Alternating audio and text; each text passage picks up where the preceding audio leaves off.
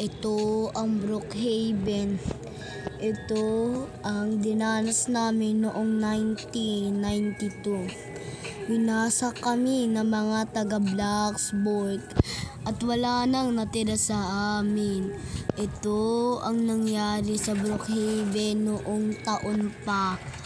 At buti na lang ay tinama na nila ang kanilang pagbobomba, ngunit sira-sira na. Panoorin ang pagbobomba. Ano, bobombahin na ba natin to pa? Bobombahin ko na to? Bombahin na yung grocery na yan. Dapat wala ng grocery dyan sa Brookhaven. Bombahin nyo na yan.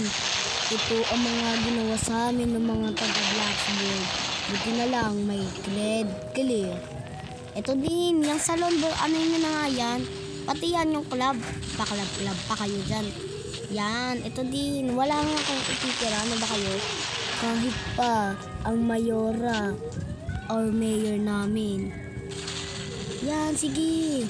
Naging madilim ang aming pamumuhayan dito sa Brookhaven. Buti na lang ay nawala agad to. Di nila pinalagpas ito. At syempre, ang hospital para wala ng mga laban ng sundalo o di kaya lahat ng mga nasaktan.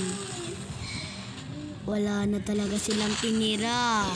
Kahit pa fire station, kahit auto siya pa, pinasabog na nila. Kahit pa ang daycare, school, o kahit iba pang mga sikat.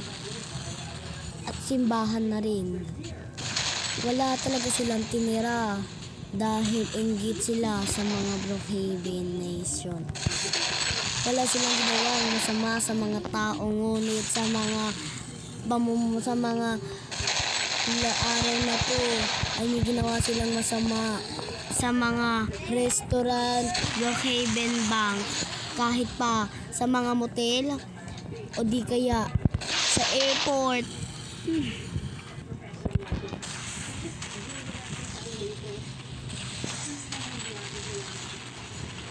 Ito ang Brooks Dinner na madaling na ngayon. Kahit pa ganyan ay wala talaga. Ito ang dinanas, ngunit pati pa pala ay yung simbahan. Wala talaga silang itinira. Pasimbahan pa man yan. Kahit pa alin, wala silang ginawa sa mga tao, ngunit sa mga restaurant ay may mga ginawa sila.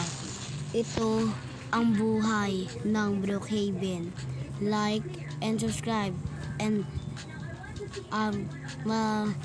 mag-subscribe na kayo sa akin para tsaka ano nga rin bell para update ka sa notification natin. Pero bago po yan, nakagat ko na yung isang ka-elite squad natin. Busy po lahat. Bye!